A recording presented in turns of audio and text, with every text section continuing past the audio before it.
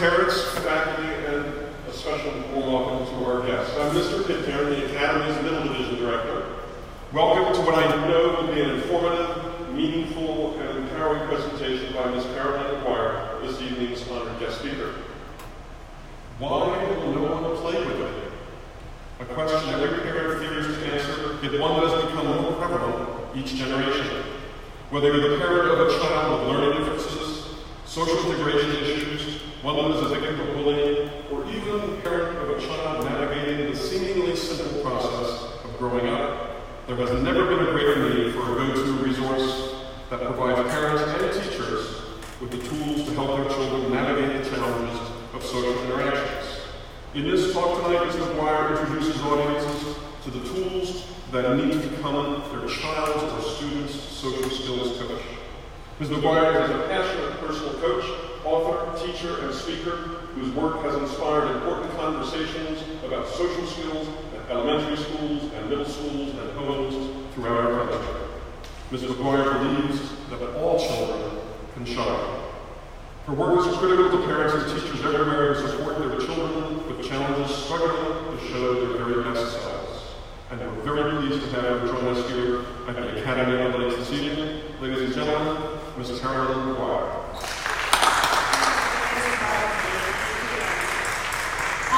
Hello, everyone.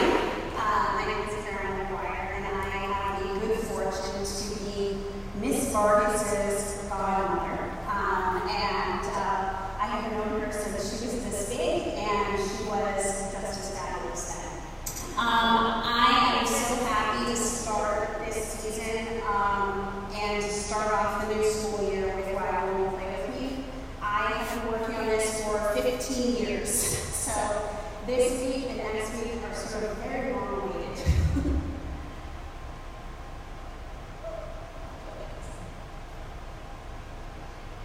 Thank you.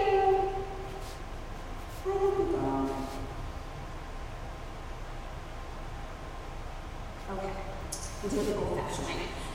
So I just want to mention a few things about myself so that you know why is this woman qualified to tell me anything. I'm a mother. I have 2 small children, neither of whom is neurotypical. One of whom is fabulously social, the kid that you put in class with as a buffer kind of kid, and then one who is sort of like crazy man. I'm sure I'll get a million calls about it. I am a certified executive function coach, which is the hub of the brain I'll be telling you about tonight, and I work with children from 5 to, I have had clients who are 60 years old, and it's never too late, and it's never over. I also worked for Dr. Ned Hollowell. He is the author of Driven to Distraction. He's sort of the father of ADHD, and he's still in my life and has been fabulously supportive. And at the Hollowell Center, I saw kids with all different learning distances from all over the world. People would fly in from Japan, which tells you actually what a desperate need there is for this help, because no parent gets on a plane from Japan unless they really, really need help.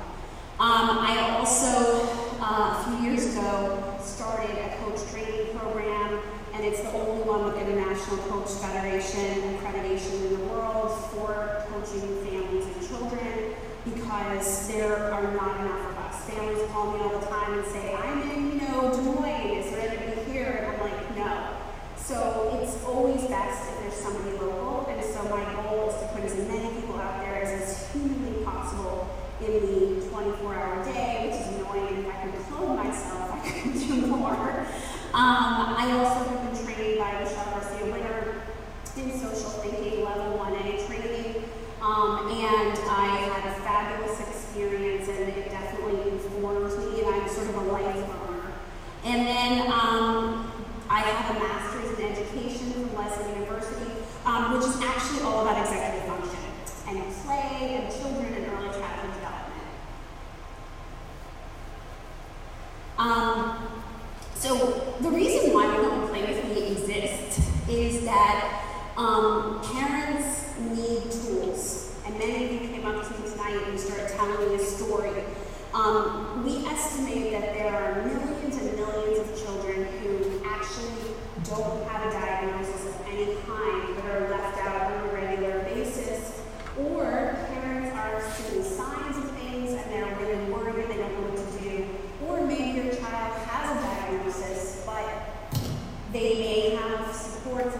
professional help, but then what do you do at home? How do you reinforce? What do you do? One day, 50 years ago, I was working with this little boy, and I asked him something simply like, if you could change anything, what would you change? We were working on reading logs. And if anybody knows anything about ADHD kids, we do not like to fill out a reading log. Like, I'll read a book, but I don't want to read a log about it. And I asked him, what would you change if you could change anything? And he said, you know, Karen, what I want to know? I want to know why you want to play with me. And it just struck me so much that everything the parents were worried about was academic. But what this little guy really cared about was his friendships. And that's what started the journey for me, because what I found was that what was out there was very academic and very hard to interpret. I once said to my husband, he came to my office, and I said, you know, if I died and our kids had social skills problems, wouldn't you take one of these curriculums off my shelf and teach them? And he looked at it and he's like, this is unintelligible. No, I wouldn't. And I was like, I'm dead in this scenario. He was like, I still wouldn't be able to understand it. So I feel that this book is meant for any parent of any education level, and you're not meant to have to do your PhD to help your kid. And that's my entire goal. And the idea behind this is also that you will have either the words to say to your child about social, or you will also have literal lessons to teach them new social skills. Who is this for? So many of you have come to me with different stories. This book is for any child. It's not for just ADHD children. It was formed in the crucible of working with children with level 1 autism, sort of formally known as Asperger's syndrome, and ADHD children. But that just means that if it can work with a kid with a more extreme problem, it can of course work with a shy kid. I have many introverted kids I work with doing these methods. Many kids who have moved a million times, kids who are, just a little too quirky for their peers, a little too much. And this can all work for any child. You don't have to have a diagnosis. And the thing that ends up happening as parents, and some of you can probably relate to this, is we end up in a cycle. So a lot of the families I work with, every night, the kid gets off the bus when they pick them up, and they start having these endless talks about everything that went on. And because parents aren't necessarily given the tools of professionals, it kind of doesn't go anywhere, right? Because you can't really solve the problem, and you just end up in this cycle of talk, or a cycle of silence, right? When you watch the kid come in, they kind of look at you and they go to the basement. And so the idea behind this is that whether it's small pieces that you use or the whole thing, that we can really actually help the child be their best self.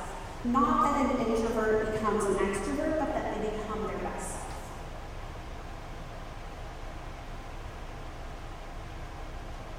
I just want to mention, I have handouts that I think are on the website for Academy of the Lakes. But I also have them on my website on a hidden page, CarolineMaguireAuthor.com, speaking handout. So I'm happy to put that back up at the end, and they're there for eternity. They won't be pulling them down anytime soon. So those are all there, and it's a guide taken from the book that you guys can use to have conversations about socialization with your kid. All right. So I have a different definition of social skills than most people. And see if this fits. Anything that keeps your child from engaging with other children, having a good relationship, and being adaptive, and being able to navigate social problems. Because when we talk about social skills, so often people think of it as like chit-chat. And it's not. It's not chit-chat, it's not manners. It's the basic skills we need to work in a group, to be, with our peers, to be in an office, to be invited. And they did a study with a bunch of CEOs that I love, and when in this study they talked about what do CEOs want from their workforce, which someday we hope our children will go out in the world and be successful and do what we want them to do. And the CEOs were interesting. They said, we don't expect perfect social skills. And these were tech people. They said, I don't expect perfect social skills, but you have to be able to get along with other people. And you have to be able to admit when you're wrong, and you have to be able to adapt. And that sounds like true, right? And then they said to be integrated, right? So when I talk to parents, what my goal is that we think forward. So if you're sitting here or someone watching and you're thinking, well, I think we're okay, I'm gonna wait and see. What I want you to think about is the future. Because in the future, we want our children to be able to meet those basic tenets and to thrive. And this is what I think social skills is about. It's about that adaptive ability. This is something that I came up with that's a little litmus test too. It's 7 things you need to be socially successful. So if you're wondering if your kid has a problem, or you're thinking of a friend of yours, or you're just wondering, like, what should I be developing in my child? Like, what does a child need in order to be successful and have great relationships and be, integrated into their community? They have to be able to manage their emotions rather than their emotions managing them. I'll tell you a quick story. We're talking to our kids and we're saying, you need to be able to do this. And one day we were on the golf course, and I'm not a golfer. I'm terrible, actually. But this man got really mad, and he threw his clubs. And I was like, whoa, we're like over 40 years old. Like, you throw your clubs? And my kids were like, oh my God, you can't do that. And I tell that story to kids all the time. Kids who are very out of control emotionally, or they're melting down. Because I'll say to them, how would that look? And they'll say, you can't throw your golf clubs. That's terrible. I can't believe that person did that in front of you. And I'm like, right, but can you guarantee me that you wouldn't throw the golf clubs? It's the idea that we have to learn these coping mechanisms. Not that we don't have emotions, but that we manage those emotions and we cope with them. Reading the room. So what I mean by reading the room is the ability to scan the room, figure out the context, what are the expectations, what's going on, and then adapt your behavior. It doesn't mean you have to pick up on everything, but it's this idea that, when you're sitting next to someone and they get really terrible news, and then somebody blurts out their really good news, and you sit there and you think, why are you saying that, right? Or,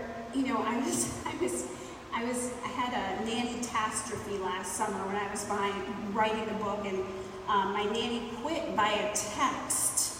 Did you know people could do that? Yeah, they can. And so I was in the pool a lot with my kids, and when my daughter was, in the pool, I would be there with like my laptop. Yes, I was that person. And I had a book due September 4th. And I was sitting there and I'd be listening to the kids.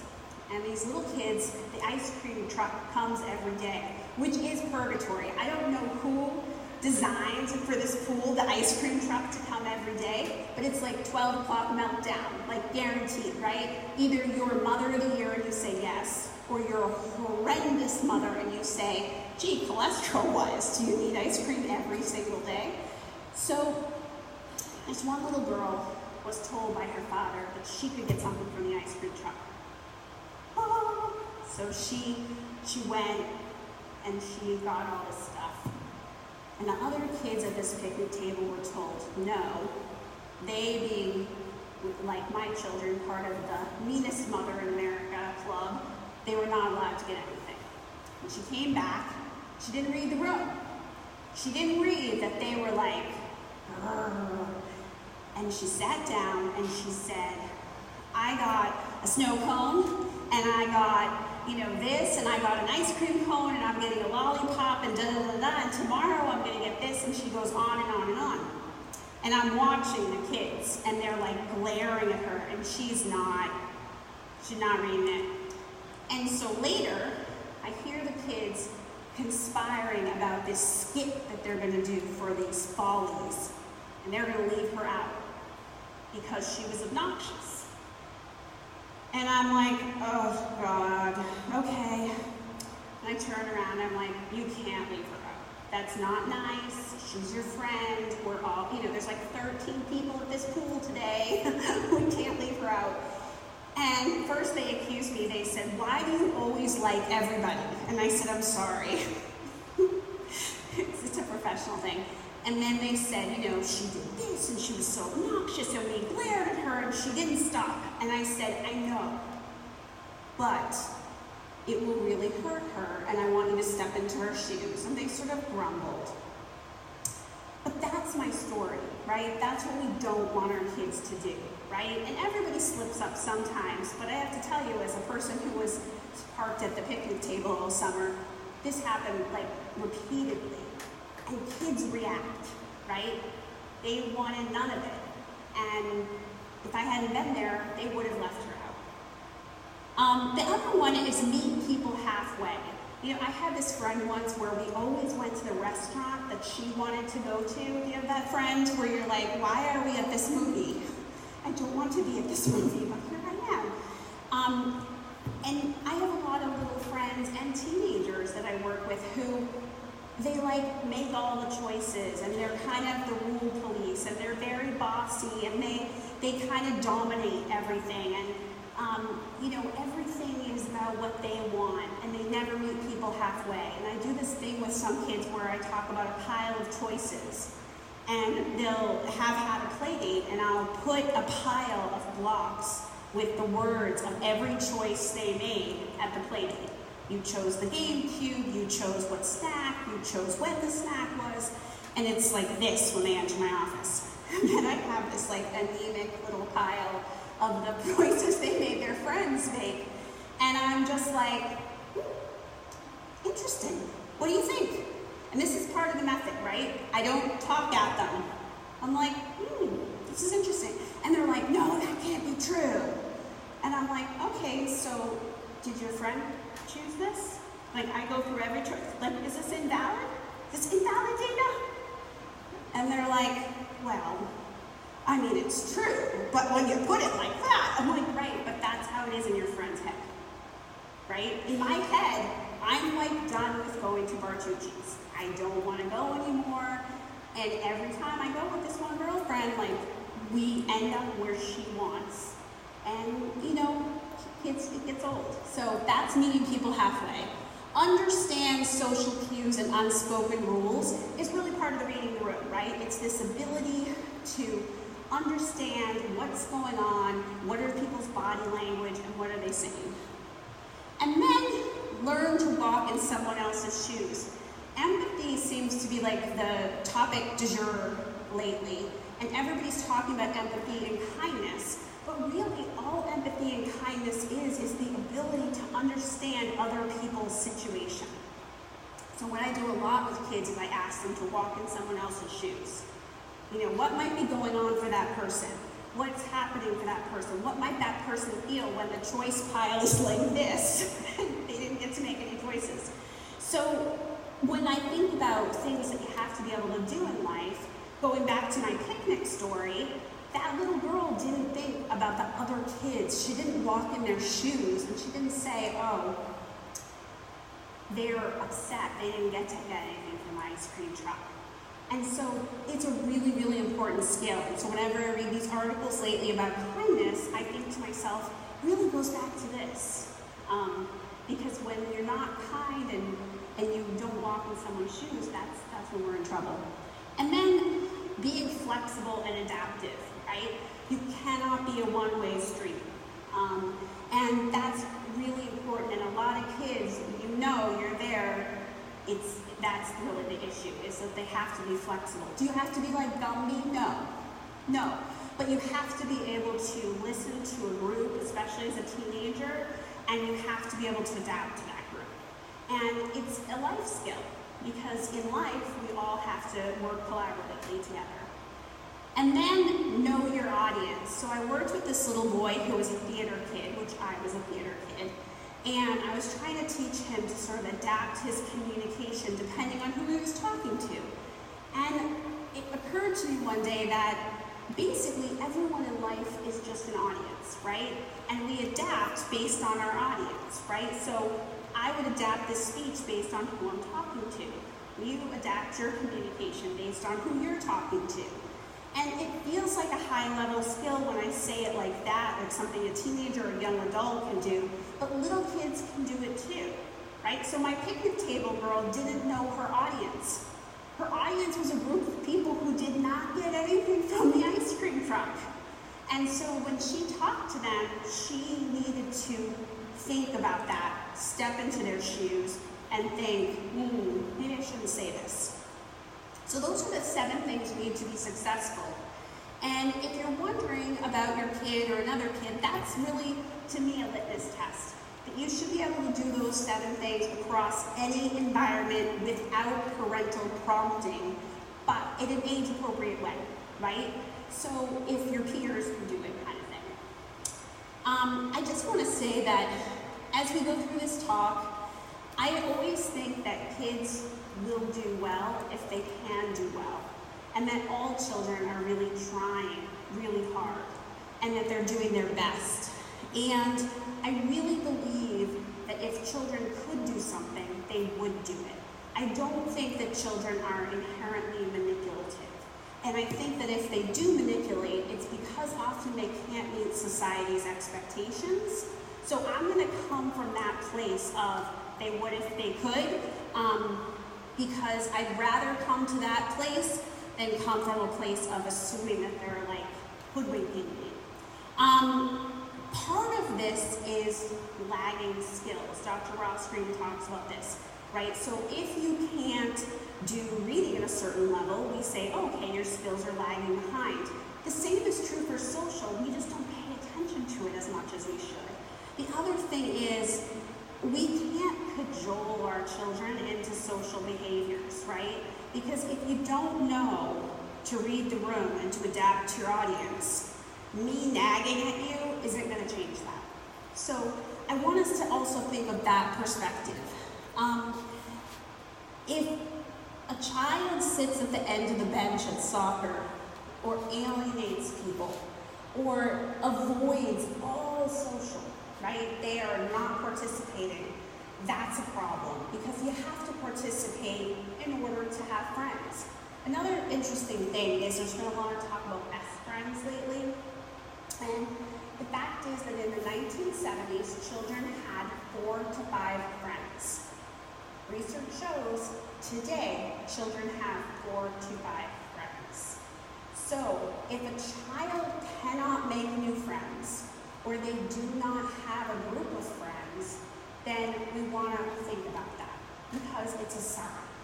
There hasn't been, I know there's been changes, I know kids are at their face in their iPhone, I know we feel like everyone is just much ruder nowadays. I sound like my grandpa, like things were different in my day, but they were. But it's true that most children are able to find a group.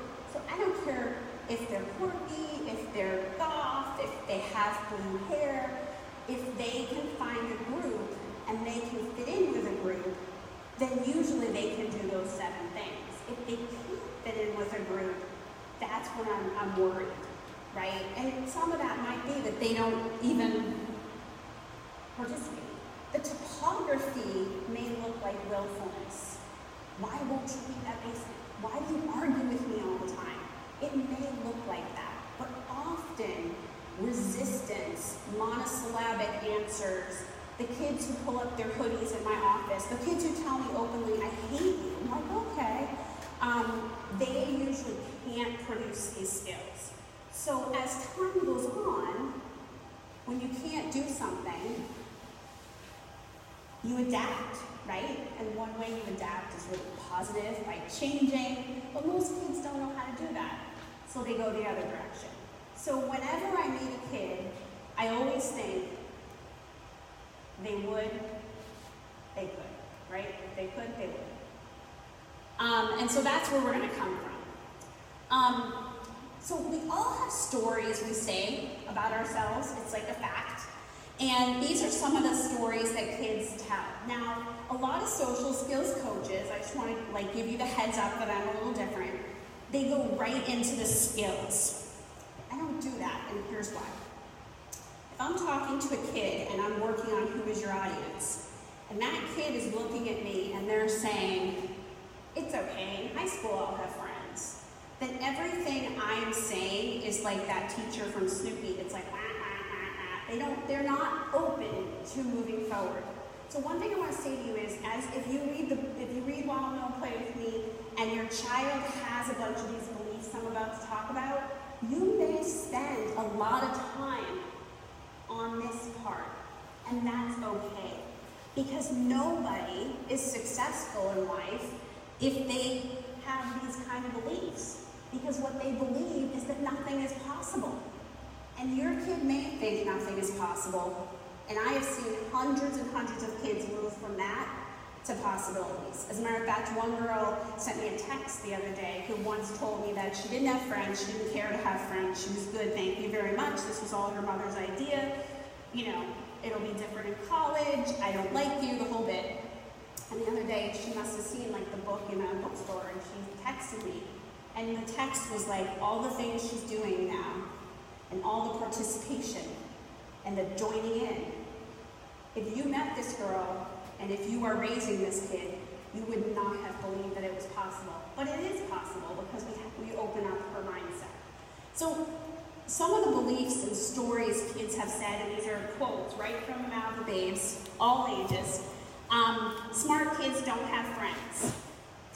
I am grateful to some of the luminaries of the world, but I could really kill the Steve Jobses and stuff of the world, because so many kids say to me, so-and-so dropped out of Harvard, he didn't get an education, and he didn't have any friends. And I'm like, no, that's not at all. Everyone is mean. So if you don't know why no one is including you in their skit, you feel like everyone is just mean, right? So if your kid tells you things happen out of the blue, and that everyone is really mean, that's a lot of times where it comes from, because they can't really figure out, why wasn't I included in that skit? And so they go back to this default mechanism of just everybody is mean, everybody's a jerk. One girl told me that if people are your real friends, you can fight with them and you still remain friends. And I was like, well, fighting with people every day is not necessarily a path to glory, so no. I don't care if I have school friends. A lot of kids tell me that I'm old, thanks, and that I don't understand the modern world, which is driven by social media, and people have virtual friends. So I did research, and I did a whole year about virtual friends, because I was like, I'm gonna know this stuff cold. So let me tell you about virtual friends. Friendship is based on a reciprocal in-person relationship. So children can have friendships with people virtually if outside of the virtual realm they have contact. So they've done studies, and kids can have virtual friends, but they have to text, they have to call, they have to get together in person, then it's a real friendship. Otherwise, it's not, but a lot of kids escape into that virtual world because you don't have to be adaptive there. And nobody asks you questions, there's no leaving out, no one can see you, you can be anyone you want. So I know that exists, I get it a lot, I'm told all the time that I'm decrepit and aged. And what I always do that I'm going to teach you guys is I ask questions about the video games. I don't put them down. I ask questions and I learn about them. And I learn about the virtual world because it's doing something for those kids. Something about that world gives them something and makes them happy. So I don't threaten to take it away. I understand it and I get them to talk. And that's what I'm going to teach you tonight. I'm fine by myself. Thanks very much. Hoodie up. Oh, thank you. I don't have to be social if I don't feel like it. A lot of the kids I work with will tell me that if they're tired, if they're hungry, if their shoe is on with a rock and pebble in it, like whatever, they don't have to be social and they don't have to be nice. And what part of it is that they don't realize is, and kids who don't read the room don't realize this, is that people are watching. So my classic story is that I had a boy who would tell me how, it was all in my head, it was his mom, he was fine. And when he was at hockey practice one day, he was like harassing and begging his dad for food and saying, let me go to the vending machine, let me go to the vending machine, let me go to the vending machine. And his mom said she watched the other kids kind of step back, like, what's happening here? And afterwards, no one wanted to be with him. And he didn't get why. And his mom said, I knew exactly why, right? And so one of the things I do with kids is not to crush their soul, but to make them understand that people are watching and people react to you based on your behavior.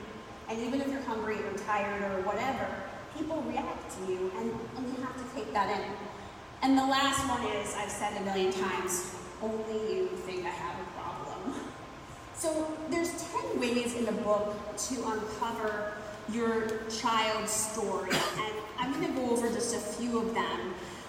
But the biggest way is to listen and learn and open them up. In coaching, we use something called open questions.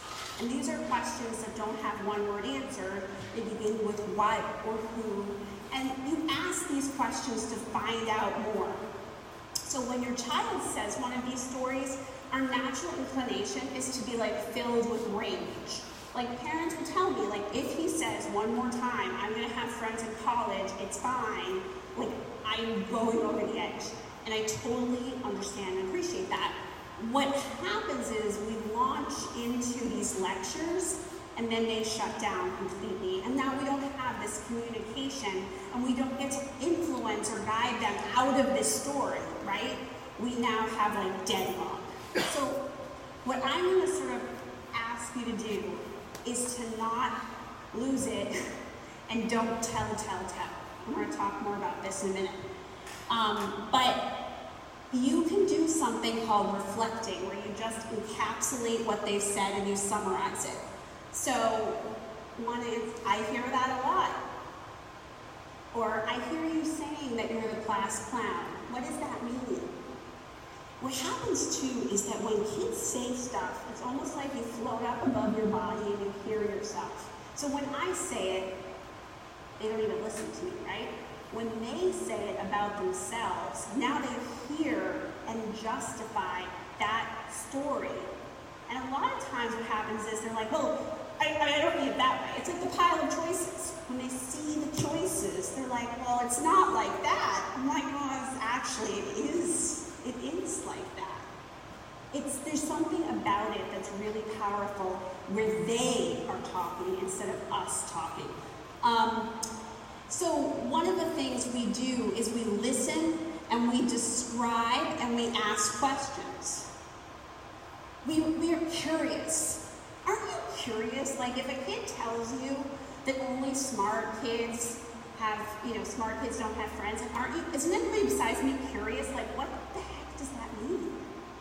Well, how smart do you have to be? Like do you have to have an IQ over 150 before you have no friends? Like what's the cutoff? So one of the things to do is be curious, and then also asking how is, that story helpful? Or what's that story about for you? Listen to comments, and you can do this especially with little kids. Talk about things that we used to believe. We used to believe the world was flat. What would happen if everybody still believed the world was flat? What if nothing in the universe ever changed? And that helps them, and sometimes I say silly, wacky things just to get them laughing. And then when I say something silly and wacky, they're like, no, it's not like that. Even teenagers. So anything I do, I have this like funny, sarcastic way of being, even with teenagers. And even teenagers this works with. I work with teenagers all the time. They're my ice cream too much and it's too much. And the other thing I do is I ask about assumptions. Like, what makes you say that? How come? Tell me more about that. Just be curious. Like, I'm curious about certain things. I hear you saying that, and you just encapsulate. And then if they're really little, you can ask them to draw you a picture. Also, having them draw you their school and their friends and what's going on is a really great way to get little people talking. All social behavior is driven by the executive function, which are the management system of the brain. So it's processes in the brain that drive our attention, our memory, our organization, our future thinking. An amazing skill called metacognition. See if this rings for you. It is the ability to take a bird's eye view of a situation, to call up accurately an assessment of your skills and abilities, to take past information and incorporate it in your decisions and how you use that information for your future. So that's a lot, but if you think about the things that go into socialization, you read the room, you take a bird's eye view, you try to remember past data. My friend doesn't like that. My friend believes this. I shouldn't talk about that, right? And then accurate assessment of your skill and abilities. A lot of these kids don't have great self-awareness or great accuracy, you know? And it's really cute when they're little and they tell you that they're like Superman, but as kids get older, we all are supposed to kind of accurately. By the way, a lot of them have negative beliefs about their abilities. They think they're terrible at everything. And that's also a problem.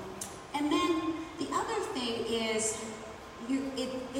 executive function really drives our ability to adapt, our ability to shift, our ability to be flexible, our emotions, and our self-regulation. All of which you need to be social, right? If you don't, then you throw your golf clubs, and it doesn't go over so well. I wonder what the people in the park were thinking. I wonder if any of them would like to come forward and tell me what they're thinking. So executive function, I'll just say high level, is really important in terms of also another piece, which is visualizing the future. So we talk about this in terms of academics and life skills a lot. The ability to sort of know when your project is due and say, I can't go out tonight because my project is due in 3 days. But it's also your ability to think, okay, I have lunch today. Who am I going to have lunch with? Who can I sit with on the bus? How can I navigate myself into that gaga ball pit? What can I do? My friends are having conflict. How can I negotiate that? Do I go be with these other people? It's all those skills. And our brain does this wonderful thing. It's called a mind. So when people talk about visualization for sports, one of the things our brain does is it creates this little movie in our mind where we picture the future and we actually see ourselves doing whatever we're doing, right? You got here tonight. Many of you thought about, I have to get home from work, I have to make dinner for my kids, this is what I'm going to do, this is the highway I'm going to take, am I showering? Nope, don't have time. What are we eating? We're eating Domino's because there's no time, right? And you adjusted your plan. We also need this ability to adjust our social plans, right? And a lot of kids with weak executive function don't have great future thinking, just as they don't have great self-awareness. And this all tracks back to these brain-based abilities. These, though, can be developed. And so part of what the goal of this book is to develop those skills. So weak executive function, I just want to say one more thing. It's also your ability to pay attention to social cues.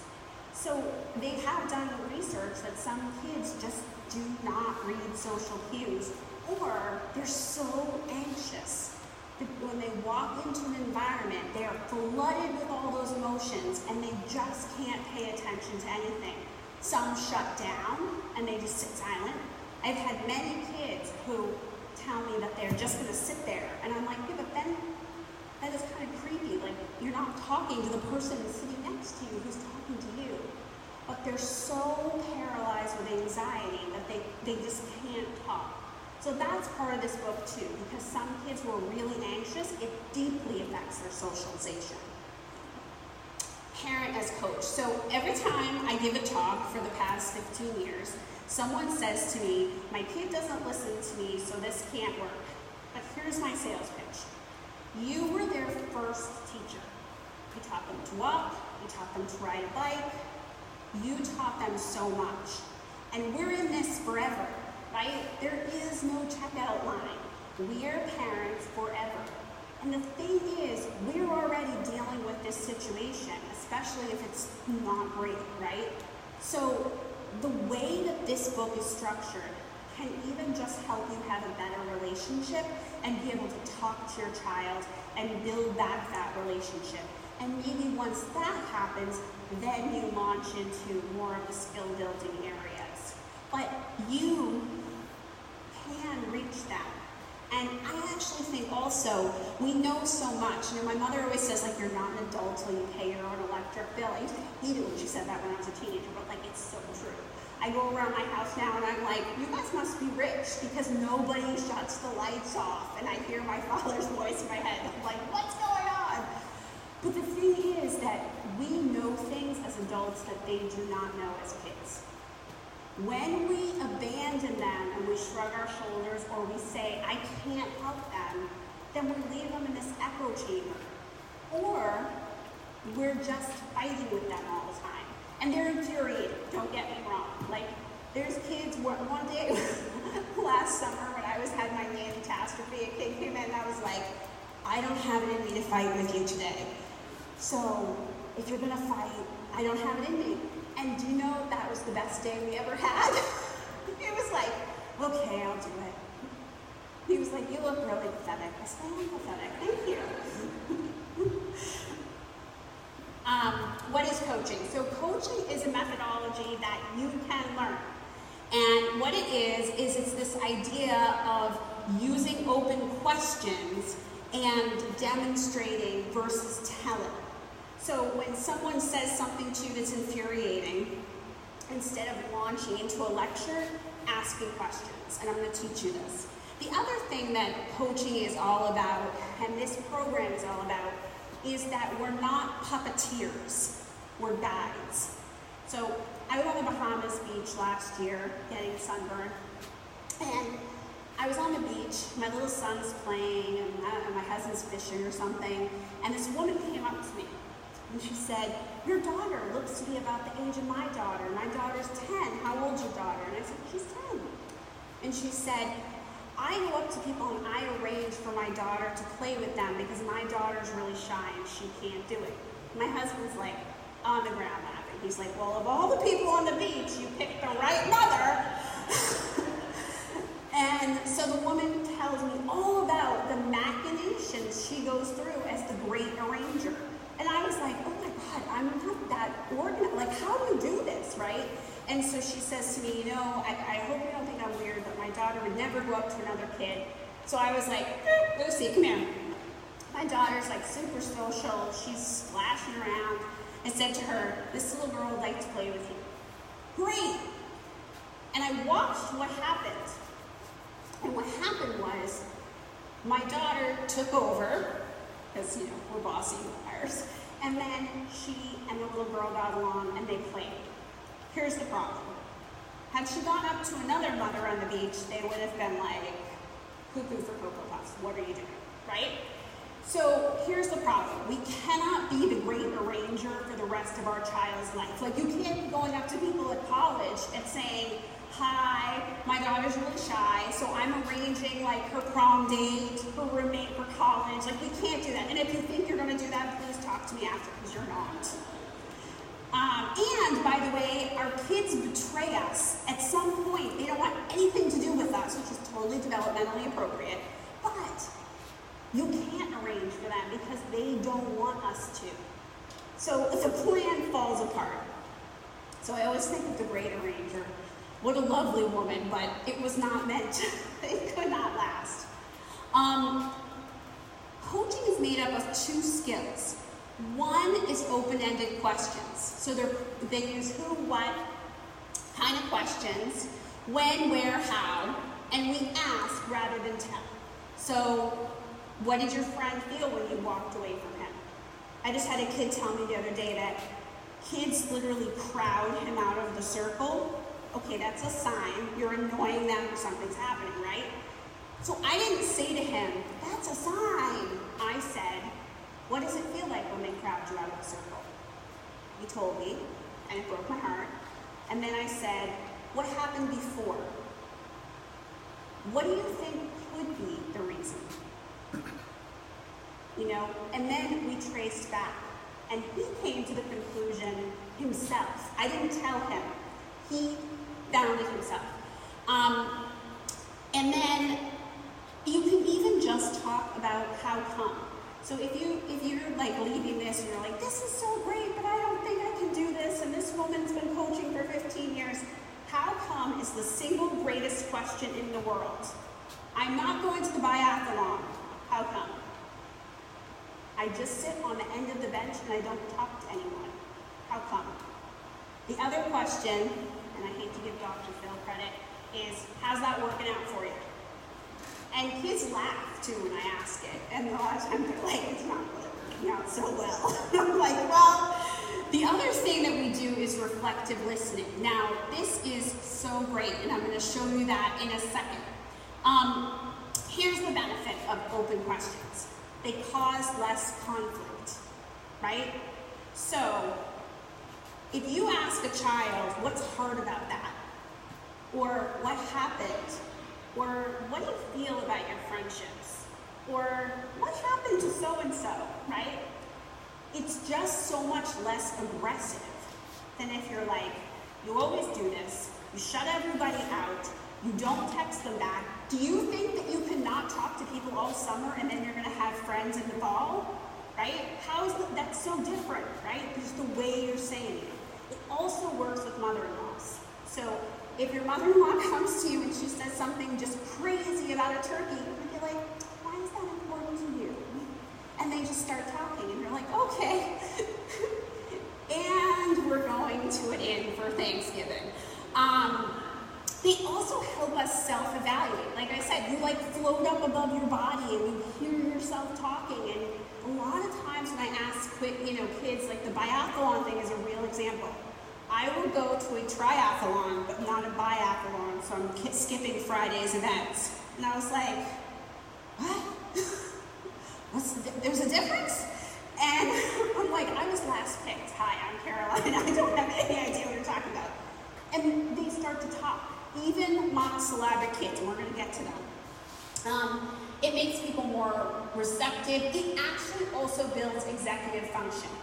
Part of what creates our self-regulation is that little voice in your head that says you should not do this, right? Well, a lot of kids with weak executive function do not have that little voice. Or it's really silent, and then you can turn up the volume. So part of what helps us pause and do all of the things like manage our emotions is that self-talk.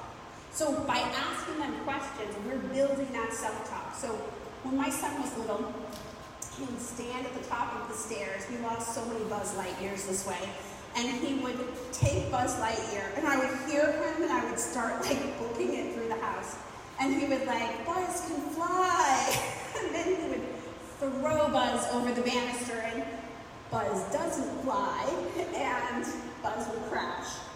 That's self-talk, right? That's little kid self-talk, where they're telling you, and they're animating, and they're grrr with the dinosaurs. And eventually that self-talk goes inside ourselves, right? And it's supposed to be the angel on your shoulder who says, this is not a good idea, or you really need to start your homework. But for kids with weak executive function, that self-talk is often not there. So we want to turn up the volume, we want to increase that, and coaching questions are a great way to do it. I also really cannot stress enough that we are also giving kids the ability to tell us their perspective. You know, nobody asks kids their perspective. They have a reason why they will not go to a biathlon, but they will go to a triathlon, right? And sometimes we just get so crazy, we're like so sick of it that we just lose it. But in all honesty, finding out why is really, really, really going to help you. So here's the 8 elements of effective coaching. Ask, listen and learn, keep your cool. This is like the hardest one ever, right? To keep your cool. Hold the metacognitive mirror up, so we're trying to help them take that bird's eye view. Honor your child's aha.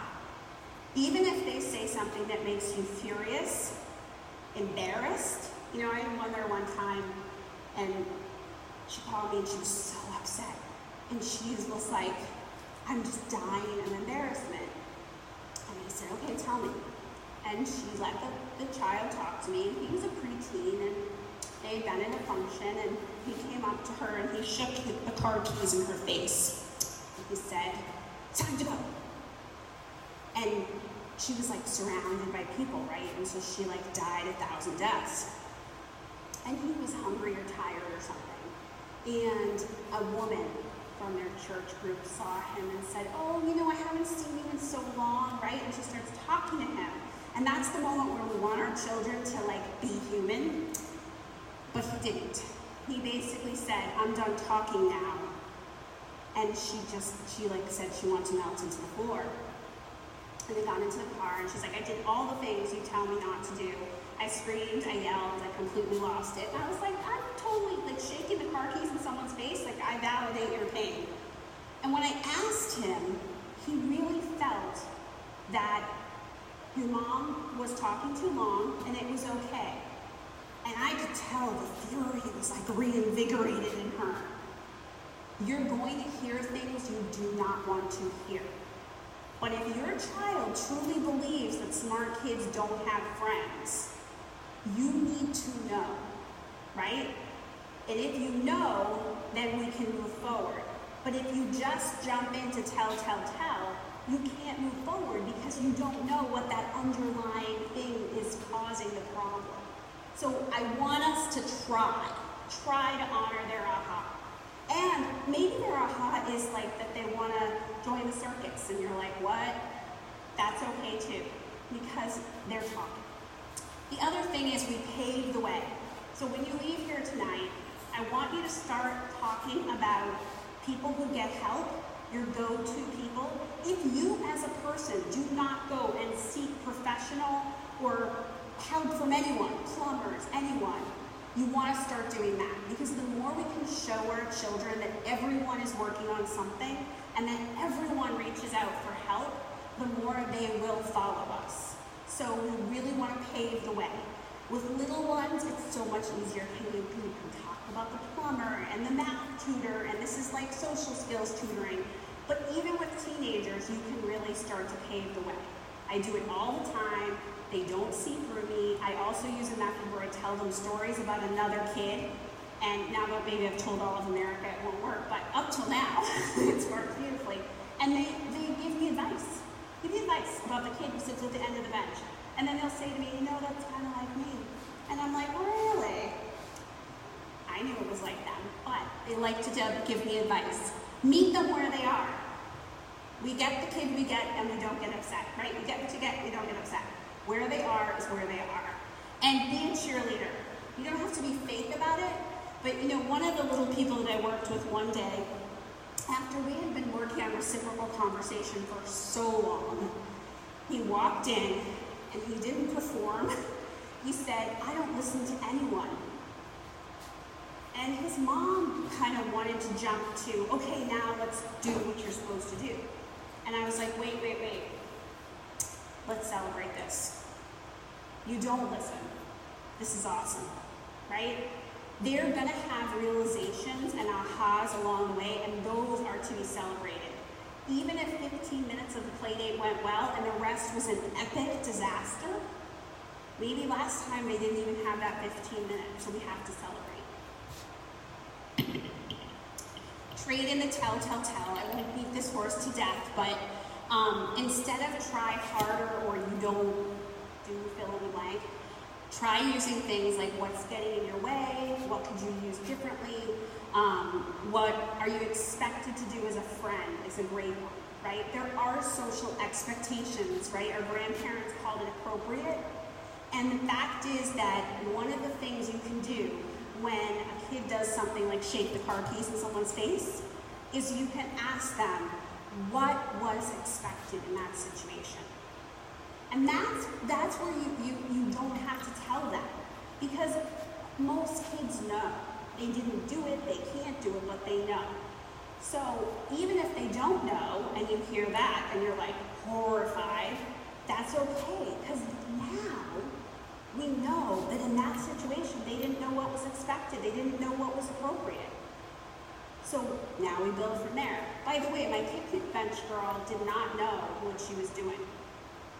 No idea, because I asked her mother permission to talk to her about it. I was like, I have to talk to her about this, please. And when we talked, I asked her how the other people would feel, and it took a long time to lead the horse to water, right? That's okay. What we can do to end conflict is to just ask, what goes on? What are you expected to do? What's your role as a friend? Is your role as a friend to give this many choices and your friend gets this many choices? Just ask, what's your role? And they'll tell you. Listen and learn, we talked about a little bit, but I want to just say, take a deep breath. Feel free to have a confidant that you talk to and you say, oh my God, you just said this. And try to be curious. Whenever we come to anything with a place of curiosity, things go so much better. This works with mother-in-laws too, about the turkey, like why is this happening? And then they tell you, and you're curious, and it all goes better. So reflective listening is this idea that you encapsulate what they say and you repeat it back. So you're clarifying their thoughts. It doesn't have to be verbatim. You can just say, like, what I hear you saying is this, I'm not sure if I'm getting it right. What happens that's really beautiful is that sometimes you aren't getting it right, and you've been getting it wrong for a really long time, and they correct you. The other thing is it's very neutral. When you just repeat what someone says and you're like trying to clarify and understand, it's not an aggressive thing, it's very neutral, and kids like that. So if you have one who won't open up, that's a way to kind of neutralize things. The other thing is we want to just confirm, because if I'm operating off bad data, then it's really hard for us to move forward. So when in doubt, how come, and reflect. All you have to do. This is a video. What I did was I wanted you guys to be able to see what a coaching conversation looks like, so that you can just picture it in your mind, right? Because we always do better with models. And so I took a real coaching conversation that I had with a child, that I had recorded, and I made it a script, and I had children act it out. Because people weren't like, yes, put my child in videos all over America. I understand, you don't want that. So I had to use children who were not clients of mine. This is actually my daughter, but I did it with real words from real kids. And I did it just that way because, again, people weren't like, yes, please, play my child's hardships on ABC News. So this is just a coaching conversation. It goes on for 3 minutes, which is long, but I want you to just get a sense of what it looks like and feels like, so that when you do this, you can understand. So that's why I'm doing this. Sometimes people make friendly gestures toward you, and that you don't always respond. Oh no, my anxiety gets the best of me. What does that feel like? Like everything just, I start getting down on myself, and I just feel like, oh, I'm awkward, I'm scared, I'm not doing anything right. So it's the fact that you're worried that you might look scared and awkward that's an issue? Yeah. Okay. What makes you worry that you might look scared and awkward? I don't smile. Okay. I don't look happy. Okay. What's the fear about looking scared and awkward? Like what? Because if I look scared and awkward, no one will want to talk to me. Oh. What makes you say that? Because people who are scared and awkward, they're not fun and exciting, so people don't usually want to talk to them or play with them. I feel like I'm bored. people in my grade, they're just, like, some people will just crowd around them, and they're just so fun, and they tell these great stories that make everyone laugh. And I don't have stories like that. I don't say things like that. So I hear you saying is that you think being outgoing and being a good storyteller is what makes you a good friend? I mean, no, but sort of. These people who I know, they are like that, and they have tons of friends. Okay, so the people who have tons of friends, they tell great stories, and they're outgoing. And they're exciting. And they're exciting. Well, what makes you feel you're not excited? I just get so tense, and I just have this look all over me that says to other people, I'm bored, I'm scared, I'm awkward, and it makes them go away. It doesn't make them want to come talk to me. Well, I hear you thinking that you feeling awkward makes people go away. How come? Well, not just me being awkward, but also that I will meet someone, I become friends with them when I do actually make that step of I am talking, or I find someone who does get interested in me and they do find my story is funny. Okay, so it sounds like once you know someone, you really have an easy time in friendship and you don't lose them as a friend and you keep on with them and they enjoy your company? I mean, not all the time, but sometimes. Okay, but getting to that point in small talk, it sounds like it's really, really hard. Yeah, it really is. This was very real in that I was imperfect. And I like that, and I kept that. There were many takes. We did this for an entire day. I was like, oh my goodness. But what I wanted to show you is that there are times when you see my face, I'm trying to think of what to say, right? You also notice that she has a perspective.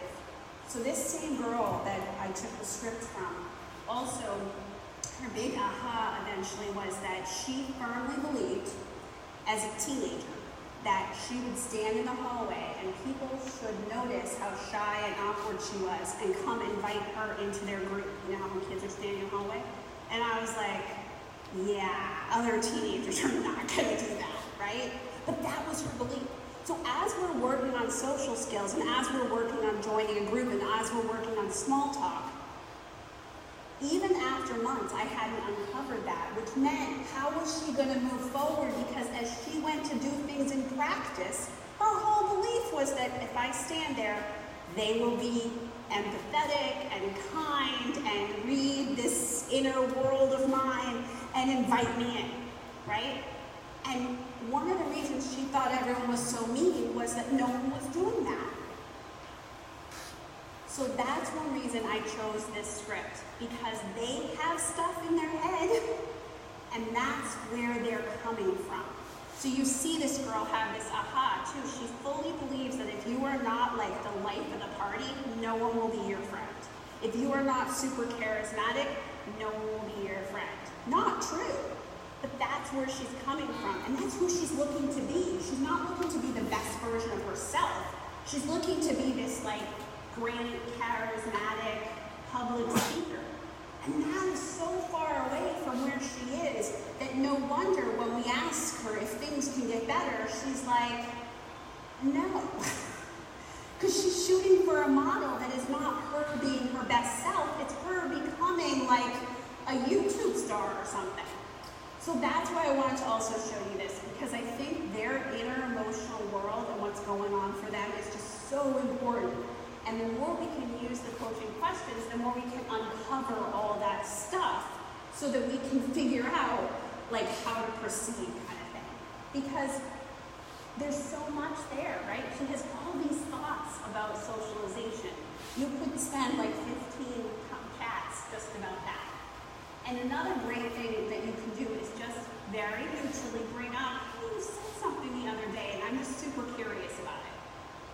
And if they don't want to talk about it, that's not going to talk right now. But it's just to continue the conversation.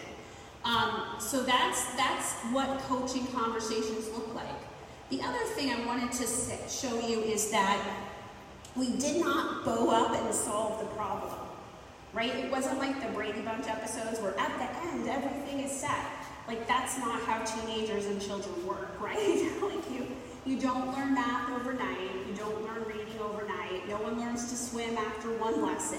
So this is gonna take time, and that's okay, because you're gonna see growth and progress. And after that conversation, by the way, in real life with the real girl, she really had this realization that she really had this story that you have to be super charismatic.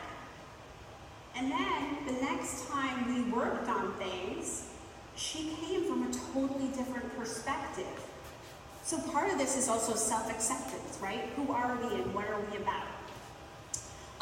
If your child says, I don't know, and they shrug, right? Because I can feel some of you saying, my child says, I don't know, they don't talk to me, and they shrug, right? So one of the things you can do with a kid like this is to ask them, what does that shrug mean? Like, you shrugged, or you pulled up your hoodie, or you turned away. What does that mean? You can also ask them, what's hard about this? The other thing is, we have to kind of own some stuff. So you can ask them, what are the 4 words you never want me to say again? And they're gonna tell you, and it's painful. The other thing is, a lot of us have a bad habit, especially with kids with a weak executive function, where their academics are also struggling in many cases. And so we greet them in the hall with the report from school, or with the thing that didn't get turned in, or with the, the different problems. And so we have this sort of push-pull relationship. And so they shut down, and so we get, I don't know, and shrugs. So one of the things you can also do is say, I would really like things to change. And I would really like us to be able to talk. And I'd like to know what I can do differently. And hear them, because it's honestly a game changer. The other thing that I would say too is, with certain kids, I use humor, and I tell them, like, if you had a golden ticket from Charlie and the Chocolate Factory, what you do, and they often tell me I would get rid of you, and I'm like, yes, fine, I get it. So humor really works. I also have in my office an excuse bucket, and when they make too many excuses, I roll up a ball of paper. Now, what they don't know is I couldn't make a basket, like, if you offer me $1 million.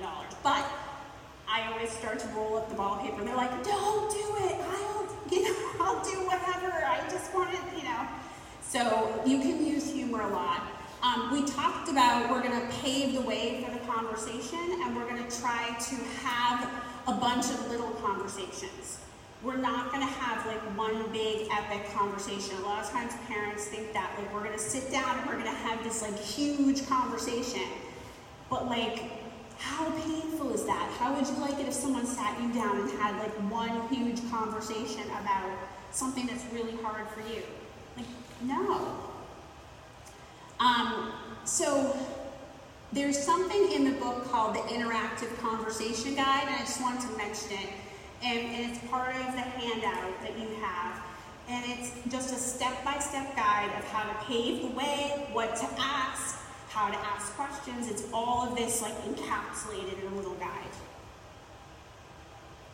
I wanted to mention something that's in the book because I wanted you guys to just sort of know what behavioral change is.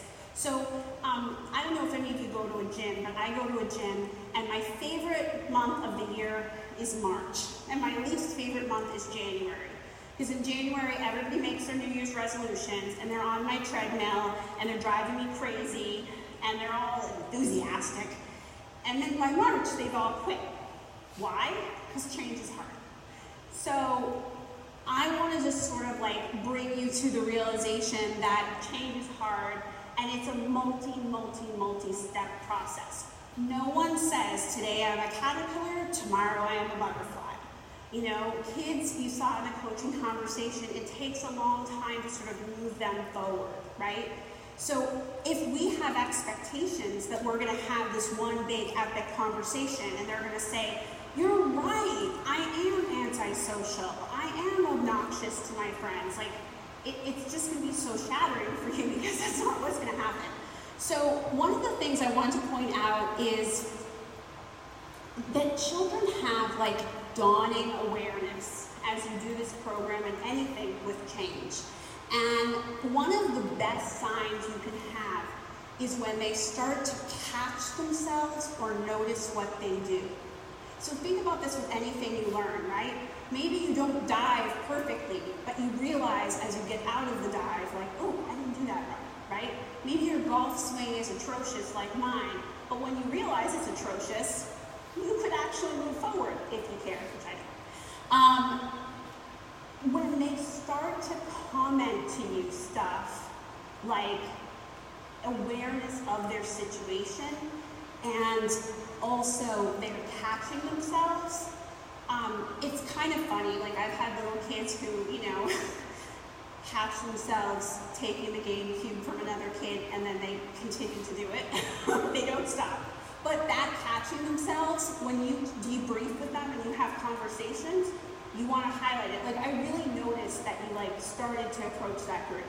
Or I noticed you did a great job the first half of the party being super social, or really had some polite pretend, or you really talked to those adults. Don't focus on the fact that things deteriorate, because that's not what we're trying to. The other thing that's in the book that I wanted to highlight to you guys that could really help you is how will you know? So long ago, when I started the book proposal process, my agent asked me, how will parents know if things are getting better? And so what I did was I made this guide, and it's all the things you might hear at the different stages of change that are sort of signs of progress. So kids saying things like, I don't listen at all, or, I think about doing something, but I don't do it. Those are all signs of progress, because it's awareness, right? If you go to the fridge and you eat the cake, yes, that's not perfect. But if you actually pause and go, I probably shouldn't eat that cake, that's progress too, right? So we're talking about them kind of having these awarenesses and becoming more present in what they're doing. So it's what you'll hear, and we don't, want to expect things to happen so fast, so it'll just give you a sense of that. This is my last thing, and then I'll definitely take questions. One of the things that you might notice about kids who have social skill struggles is that they are not good noticers, right? They don't necessarily read social cues, but they also don't notice the mood, the emotion, and the context of situations, or what kids talk about, what's going on around them. Sometimes they're so anxious that they simply can't. Sometimes they just don't pause to pay attention, and sometimes they have a real struggle reading social cues. But the big thing we want to do is make them into better noticers. Because if you notice something, you can react to it, right? It's really not that difficult. And one of the things this also does is it allows you a neutral way to get them to notice things, right? So rather than you telling them, okay, you want to have friends, but you are unwilling to participate in any school-based activity, you never have anyone over, and you never text or talk to anyone, right?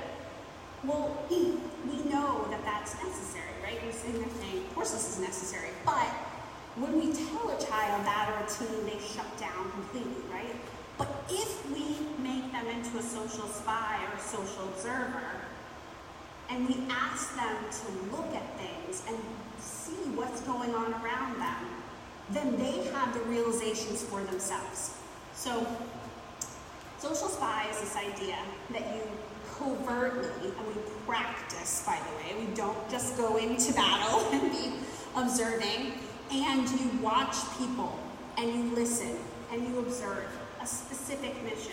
So you're going to school to see how much do people participate who have friends? What do kids talk about in the lunchroom? So I have a classic story about this. I had this girl I was working with in college, and she was pre-med, and she told me she was doing everything it takes to stay in the pre-med program, but she was getting up at 1 or 2 in the afternoon on a Saturday, and she was going to bed at 9 o'clock and I've worked with a number of pre-med kids, and that doesn't get the job done. So she had some social skills issues. She wasn't a great observer. So I said to her, I want you to go to campus, and I want you to try to look and see, what do the other kids in your program do? When do they get to the library on a Saturday? What do they do there? Do they go to the library? When do they go to bed? Paint a picture for me. That was her mission. And she came back and she said, Caroline, you wouldn't believe it. They don't get up at noon. They don't go to bed at 9 o'clock. And I was like, yeah, I knew that. But the point is that I didn't tell her, so she didn't shut down. She had the realization on her own. So you can use this for anything, right? You feel that the homework production is just pretty sloppy and not so good. Let's go spy. What do other people turn in who get the grades that you desire? We use it for social, and we train them.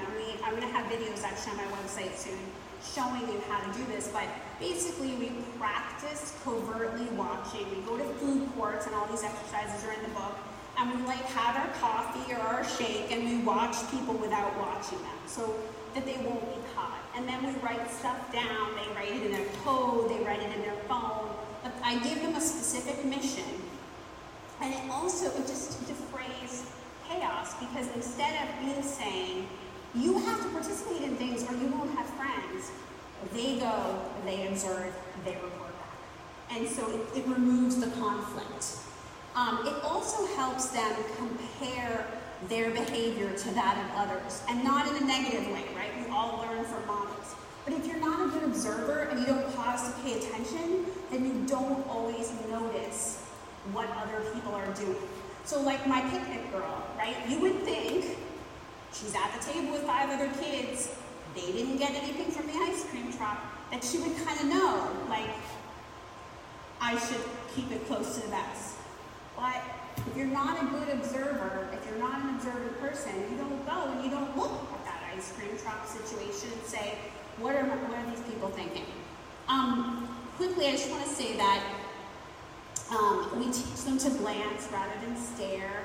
I do this with children on the spectrum, so this is something that's totally doable for kids.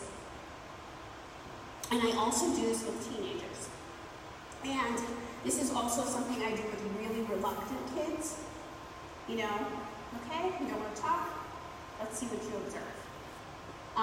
And you can rehearse with family members if they want to. And food courts, malls, all those places are really great places to spy. One of my tricks is you go and you figure out who's in charge in a box store, but they're not the manager.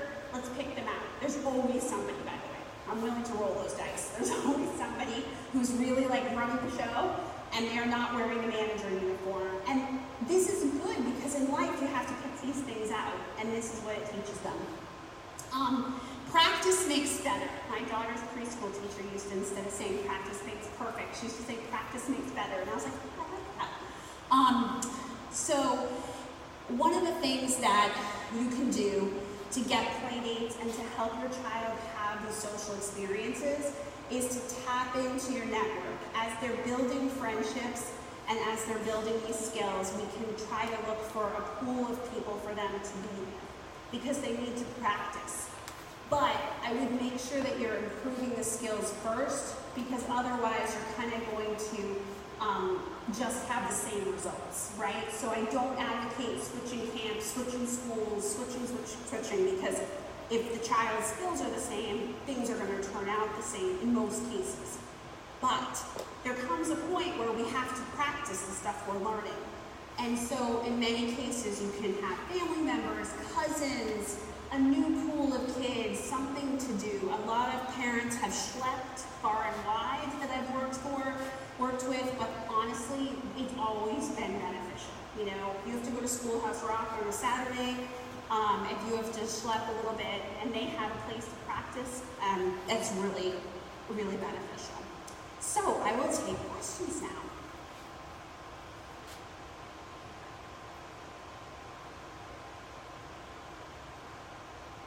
Go ahead.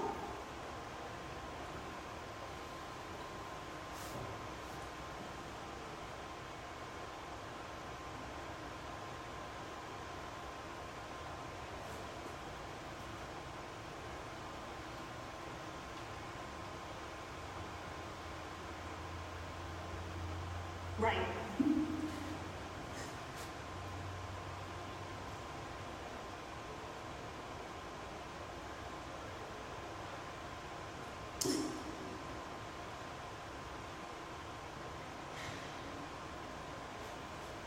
Right.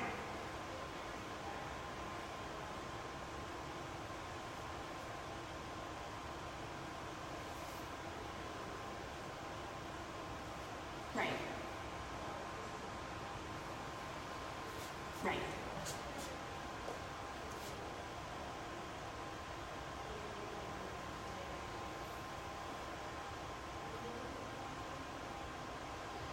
Right. Well, they're very little, but I think one of the things you can do, I think you handled it beautifully, right? Because you made a joke, you tried to help him see. I think one of the things you can do is to facilitate that and bring him over since they are so young, and then to help him learn that emotional regulation. In addition to what's in my book, there's a program called the Zones of Regulation that is amazing, and it color codes all your emotional states.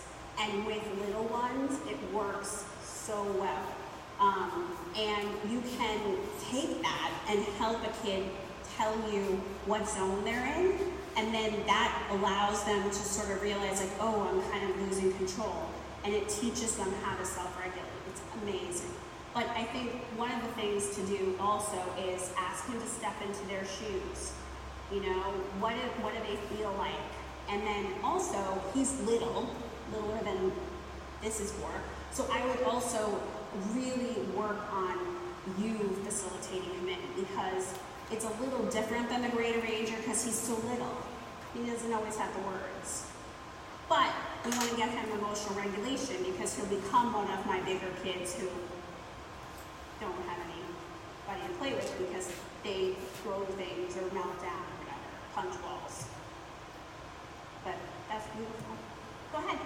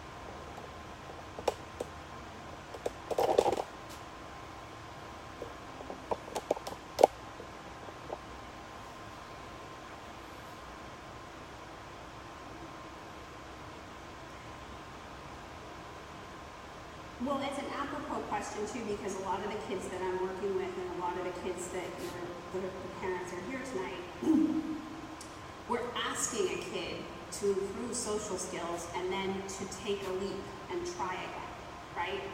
And so that's why I say the change is going to take a while, because that's really what we're asking, right? You've been rejected over and over and over again, and now I'm asking you to feel that change is possible and that the outcome can be different.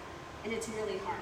So in that situation, one of the things I would do is to actually go against my arranger advice and actually have those teachers talk and reach out to him and to share with him kindness and welcoming and all the things that they probably have to offer. The other thing is I would talk to him about it. What does he feel like? What feels so hard and so big? And then what could he do that's small, right? He doesn't have to go and have this initiated conversation, right away. Maybe there's a smaller step that he could take. And I think if they have a conversation with him, honestly, it'll be much, much better. But one thing we try to do is give kids this feeling of success, right? Once you have success, it's so much easier to call that up and say, like, I can do this again, right? So one of the things that we face with kids is that they have this memory, right? They're so aware of what just happened.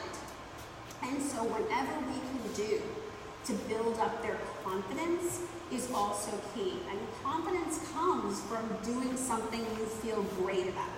So that's the other thing I always say as advice. If your kid is left out and has had a really hard time, give them a place to shine.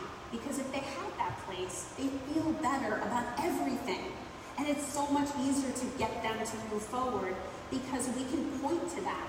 You do great on crew team, and you have this amazing skill. And it also gives you light, right? When you're one of these kids, a lot of your world is very painful. So having a place where you feel light and airy and happy is extremely important, because otherwise your world is pretty gray. So that's the other thing. Give them a place to shine. And by the way, a lot of these kids who are shut down will tell you they're good at nothing. And that's where the coaching conversation can come in too. Let's talk about that.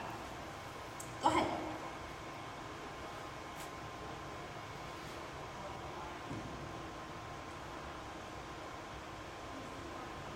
Mm-hmm.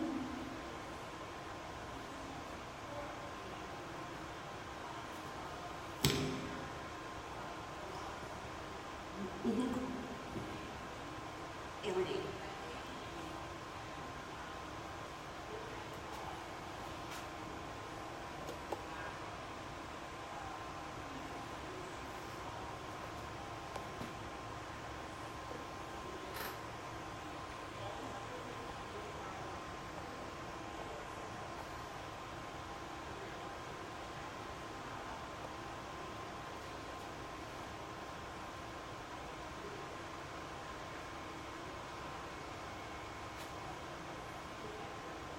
Right.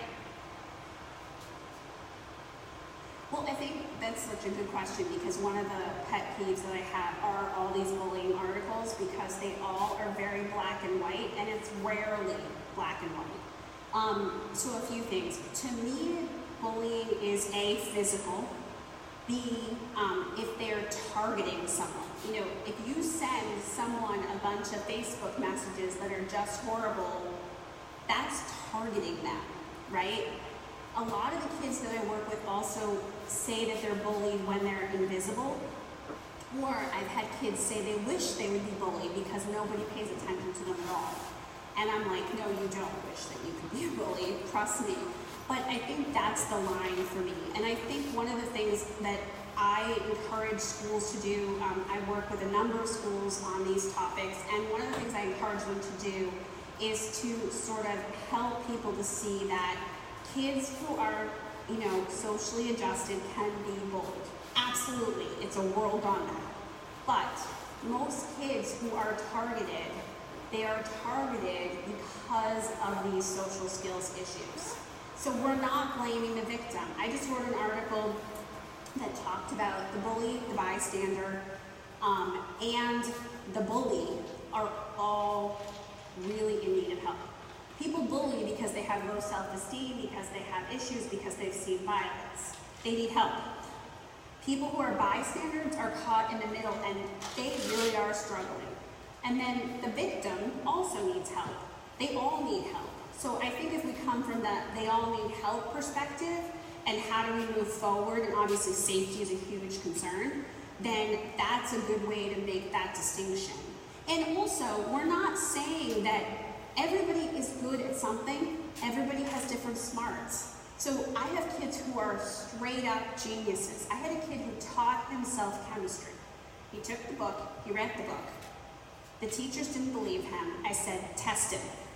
He took every single AP chemistry test and got an A. I was like, I could never do that. But he had no ability to connect to other kids. So everybody's working on something, right? So we're not saying you're good or bad. We're saying this is the area of opportunity. I hope that helps. But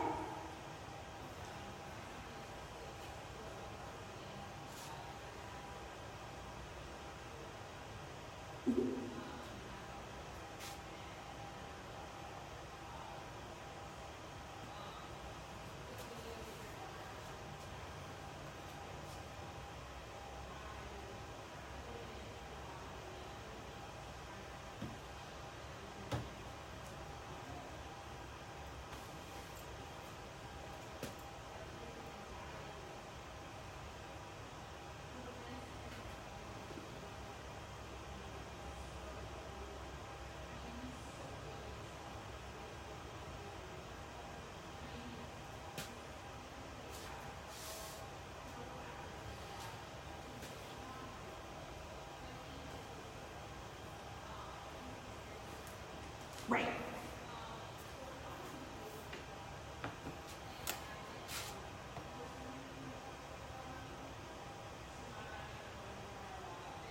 Of course you have.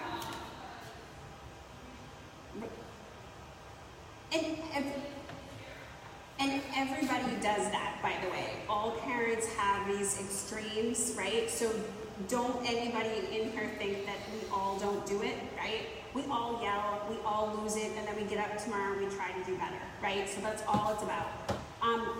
So I resemble that remark. I'm an only child. I was raised with grandparents. I was reading The Longest Day in the 5th grade and like didn't relate to my peers at all. I liked Shakespeare. Most 5th graders don't like Shakespeare, by the way. It doesn't go over very well. But I think one of the things that you were doing that was really positive was trying to give him a peer group. But if he doesn't relate to other kids, it probably makes the terror even worse, right? So he's anxious, and now he knows that he is, 16 trapped in the body of a 6-year-old. So one of the things I would do is if his older siblings are close to him, to have them have talks with him, and also to take him to situations where he can learn about other kids and be silly. And maybe karate isn't the answer, but bounce houses, all those kind of things. And also talk about it. Talk about what does it feel like to you? What does it feel like to be an old soul? One of the hard things about my little old souls is that they have great self-regulation sometimes. They're looking at their friends and they're like, you jump off that, you're gonna break your arm. Right? And we want that later in life, but it's super hard when you're 6 and your friends are jumping out of the tree and you're like, that's not a good idea. So I would also have him spy. What do the kids talk about? What are they into? And then this is one of my tricks. We're not forcing, but we're guiding. If you want to be with these kids, I had a little boy once who told me he hated sports, but the place he lived and what the kids talked about on the playground was sports. So I want everybody to be their authentic self, but we all have to talk about things, right? We all talk about the weather when we meet someone new. We talk about the Super Bowl, even if we're incensed about who won, right? So one of the things we want to give him is spying and learning what other kids talk about. And if a lot of, we all hate TV, we all hate social media, but if kids are talking about certain TV shows, they have to watch them. If everybody watches the Super Bowl, to be part of the social collective, you have to watch the Super Bowl. Even I watch the Super Bowl, right? So it's important for him to have that knowledge because that will help with the anxiety. And P.S., there's also lessons in the book to help bring down his anxiety, and that will really help him too. But I totally sympathize, having been a person who once made a hoop skirt to become Scarlett O'Hara. Don't do it, it doesn't go over very well. Any other questions? Go ahead.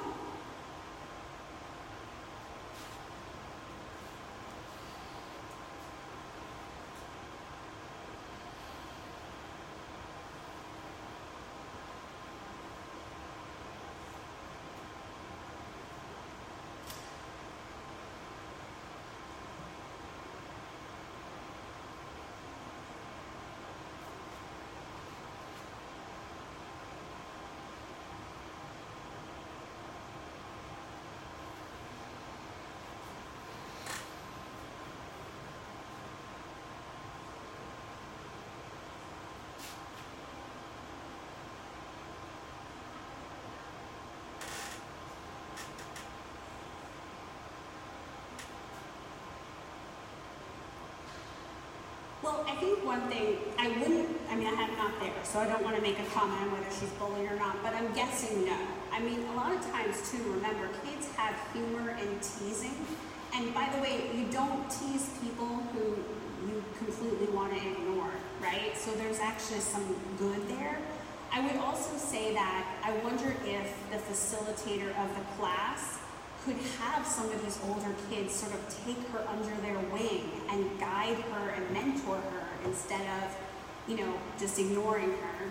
I also think that, you know, I'm a theater kid and I was always with kids 4 or 5 years older, and a lot of the kids I work with, like I said, he studied chemistry, but he taught himself. He was not with kids his own age ever again, right?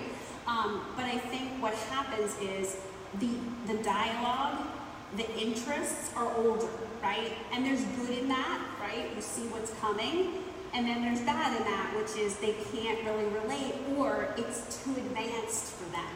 So what I want her to have is kids her own age in addition to. So that what she's having is a time where she's with older kids and then a time where she's with her same age peers. Because ultimately, unless she's gonna move ahead 2 grades, she's gonna have to be with her same age peers for the next several years.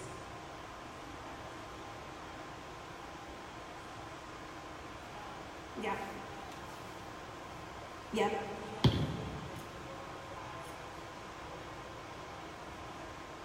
Yeah.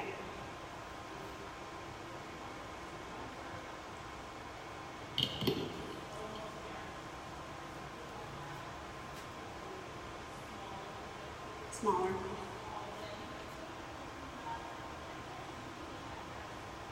Affection.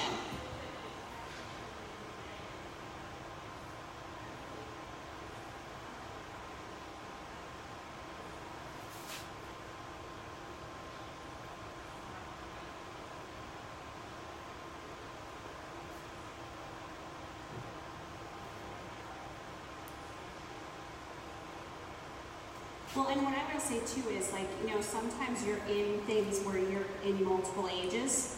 Like, my daughter's an Irish stepper. Irish step is the ultimate meritocracy. If you're 6 and you can do the prize winner steps, you go to Ireland. If you're 16 and you can't, you don't go. So you're in with like this wide range of kids, and it's kind of cool because they foster this like mentoring environment. But if you spent all your time with those older kids, it wouldn't necessarily be easy for you. So I really, really think that kids have to learn what other kids are talking about. And I'm not talking about faking it, but learn to connect. There's stuff in the book that will help you, but I also really think, like, what's her people and who can she be with? Her same age, so she also isn't always having to stretch. Because it's not great to stretch all the time. That's hard. You know, 24 hours a day. That's a great question. And shyness and overcoming all that and different things definitely are in the book.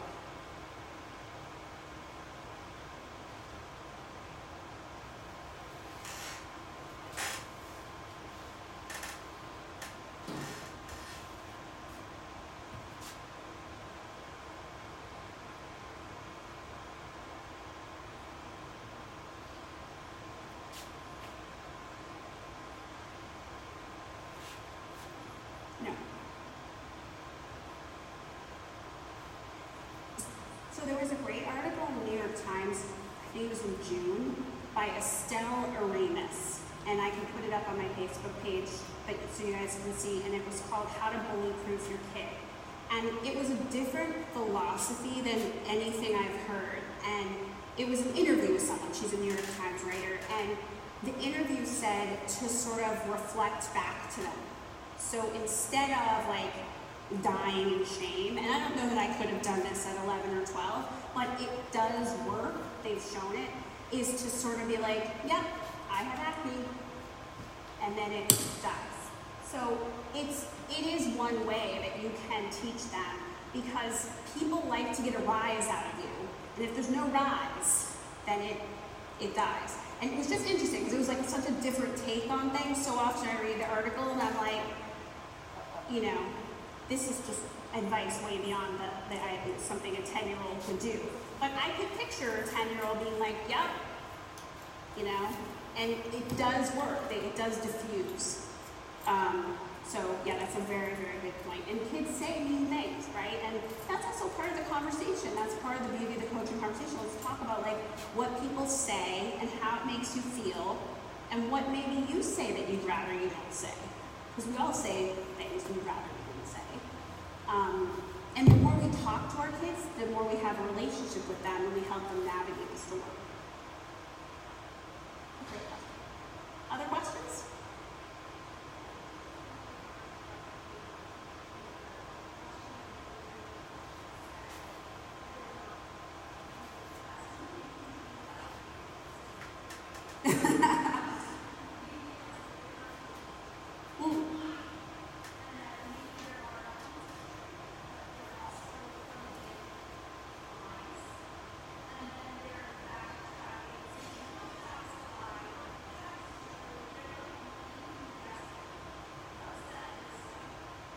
Well, it could be a sign of a very bright child, first of all.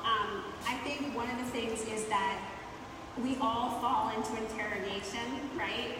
And we all are going to react, by the way. Your kid is going to say something that you're like, what? You know? And by the way, I have parents who sit in my office and cry because their kid is the bully. You know, I had a kid last summer kicked out of summer camp because he impulsively hit a kid in the back of the head and pushed her face into a cereal bowl. He did not mean it at all. He did not. He was sobbing, but he was still kicked out of camp, right? Now, I would argue we could teach him self-regulation and not kick him out, but I'm not in charge of the world because if I was, things would be very different. But I think with your question, a lot of kids fabricate or lie, especially during certain developmental stages. Like there's a definitely stage in the like preschool, early elementary school. Like I'm sure you guys have had kids come in and say like, my parents are getting divorced. Or one of the kids I work with went in and told everybody that his dad like throws beer bottles in the backyard, and they called the parents into school, and it was just like a lie. It was completely a fabrication. And he did it to see what would happen. And it was like, what happens is not good. The other thing is, so very bright children sometimes do have this world of imagination, and I think what we want to ask them about is the distinction between lie and truth, and also why are you saying these things, and what do I then feel? Because what happens with kids with lies, so I deal with this a lot, because I deal with a lot of ADHD kids, and they may not lie about big things, but they lie about their homework and brushing their teeth and whether they got their socks and whether they signed the slip and all that stuff. And what happens is parents assume they're just liars. And I'm like, actually, I think they're a pretty good kid. I think they hate their homework, they don't want to do it, and so they lie in the moment. So I just like call the 90-second rule. If you tell a lie, and then within 90 seconds, you're like, oh, you know what, I actually didn't brush my teeth. There's no consequence, right? And we talk about it, and we learn that, like, in life, if you lie, you get fired, you know? So I think I want to know, like, why are they lying, more than I want to, like, catch them in the lie. And also, by the way, a lot of the kids that I work with lie about social stuff. Like, we find out they have not once gone to the lunchroom this fall, even though they've told us they've gone to the lunchroom, and they're kind of yesing us to death. And usually what that's about is, I can't do what you want. It's too hard. And the path of least resistance is to tell you I'm doing it. But it's a little devastating, right? We're high-fiving each other, and then it turns out, like, no, they've actually never stepped in the lunchroom. So that is actually something I deal with a lot. And they're fine. We work through it. Any other questions?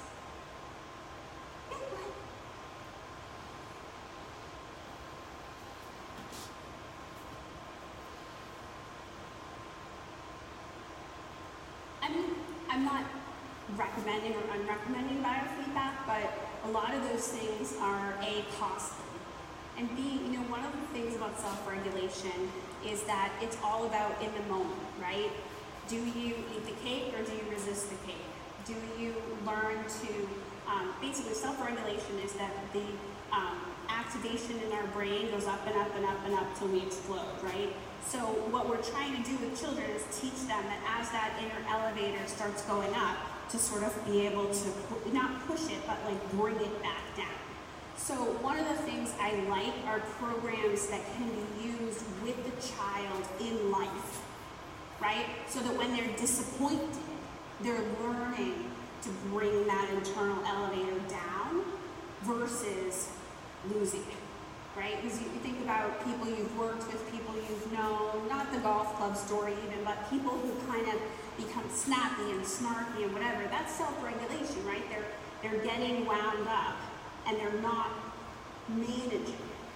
So it's not like I'm pro or con, but I would just say, like, I love things where we're teaching people to use something that can be used in daily life. Oh.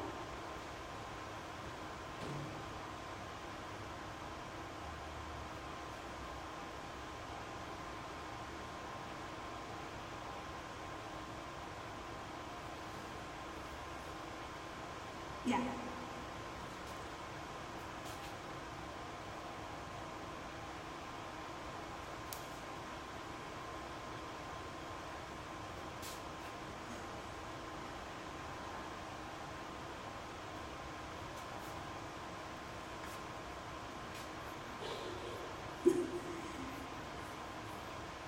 So, two things. Without shameless self-promotion, there are self-regulation exercises in Wyoming and Play With Me that are written for parents and are less complicated than what you're talking about. With zones, I think if you put the colors up in the kitchen, I've seen it really work in terms of just a source of dialogue. Like, what zone are you in? What are you feeling right now? And bringing awareness. So I would say yes by the book, because it helps bring awareness to the fact that we have these states of emotion and we have these states of self-regulation. And that's not something most kids are aware of. And most people, when they talk about self-regulation, they talk about it as ready, aim, fire. I got mad, I punched someone in the face. That's actually not biologically true, right? It happens over time, and there's signs and signals. And what we're trying to do with something like zones is bring the child to awareness of what they do when they start to move through that activation, so that they can take it.